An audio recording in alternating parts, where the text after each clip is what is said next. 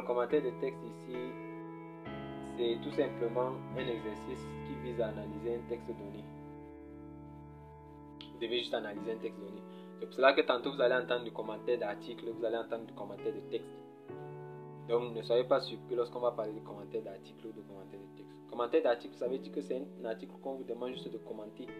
Commentaire de texte, ça peut être un extrait d'un texte, d'un ouvrage, ou alors d'une revue qu'on a par exemple extrait, un extrait d'un ouvrage ou d'une revue qu'on a enlevé et qu'on vous demande par exemple de commenter. Voilà.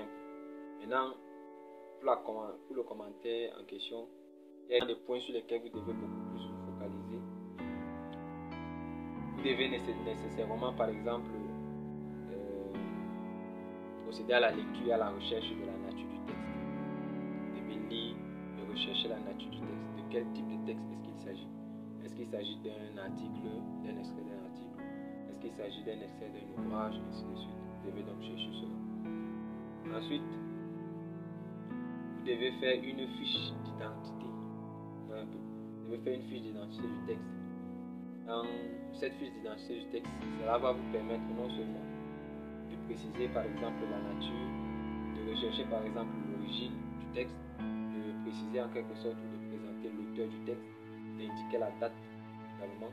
Et ça va également vous permettre de replacer le texte dans son contexte, c'est-à-dire le contexte dans lequel le texte a été rédigé en fait. Donc voilà un peu ce que vous pouvez faire. Maintenant par rapport à l'analyse du texte, dans le cadre de l'analyse du texte, vous allez pouvoir analyser le texte en fonction de 3 étapes.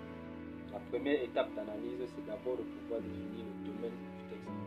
Quel est le domaine du texte? Ça veut dire l'idée générale, voilà l'idée centrale du texte. Vous allez pouvoir par exemple déterminer son objet, vous allez pouvoir par exemple définir son origine, son auteur, la date d'entrée en vigueur, ainsi de suite. Ça c'est pour le cas par exemple d'un texte, je vais dire d'un article de texte. Vous allez pouvoir également donner la précision terminologique du texte, c'est-à-dire essayer de définir les termes clés, essayer de déterminer les termes techniques, essayer de déterminer les termes issus du langage courant, ainsi de suite. Vous allez pouvoir en quelque sorte rechercher le sens à travers, donc notamment le sens du texte. Vous allez également chercher le sens donné par le texte. Cela va vous permettre donc de pouvoir mieux maîtriser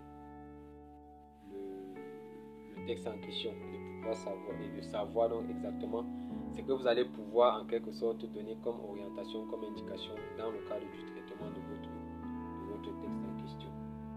Maintenant, dans la rédaction, ça respecte toujours les approches comme la dissertation et autres. Vous devez donc faire ça en 3 étapes, notamment l'introduction, le développement, le corps du devoir et la conclusion. Et ici, la conclusion donc n'est pas facultative, mais c'est plutôt obligatoire dans le cas du commentaire de texte. Mais si c'est dans le cas de la dissertation, si c'est dans le cas du cas pratique, si c'est dans le cas du commentaire d'arrêt, là-bas ce n'est pas obligatoire, c'est facultatif, donc vous n'êtes pas obligé de faire une conclusion là-bas. Mais ici c'est obligé, vous devez faire nécessairement une conclusion. Maintenant, par rapport à l'introduction, quels sont les éléments donc clés contenus dans l'introduction? Alors, dans le cas du commentaire d'arrêt, du commentaire de texte, autant pour moi, l'introduction doit avoir une phrase d'accroche. Et la phrase d'accroche doit donc prendre en compte notamment la nature du texte, comme je disais tantôt, notamment l'auteur, la date, notamment la pagination, le titre, la source du document. Vous devez donc préciser tous ces éléments-là au niveau de l'introduction. Vous devez également présenter ou décliner le problème juridique. Vous devez décliner l'idée de l'auteur sur le problème juridique, c'est-à-dire vous avez exposé un problème juridique. Maintenant vous dites qu'est-ce que l'auteur a dit par rapport au problème juridique en question. Et maintenant, sur la base de ce qu'il a dit, vous allez donc faire une annonce de plan à travers ces idées-là. L'idée de l'auteur, vous allez donc faire une annonce de plan. Maintenant, dans le code du devoir, sur le plan de la forme, ça respecte ce qu'on a dit. C'est-à-dire, vous devez faire un grand M, un grand A, un grand B, ainsi de suite. Maintenant, au niveau du fond, ce que vous devez faire au niveau du fond, c'est de pouvoir en quelque sorte recourir à tout moment au texte. Donc en développant votre idée, vous devez nécessairement en quelque sorte recourir au texte. Chaque fois que vous évoquez une idée, vous devez donc entrer dans le texte et prendre un exemple dans le texte. Vous voyez un peu. Donc c'est un peu comme ça que vous devez donc vous focaliser ou alors vous orienter. Ensuite, au niveau de la conclusion n'a jamais été obligatoire. dans l'exercice, comme je disais tantôt, pour la simple raison que les deux grandes parties donnent déjà une idée, un aperçu en quelque sorte de votre travail. Mais ici, vous devez en quelque sorte procéder à une conclusion dans ce sens. Essayez de dire donc de façon brève ce qui a été mentionné ou ce que vous avez pu mentionner donc dans votre travail.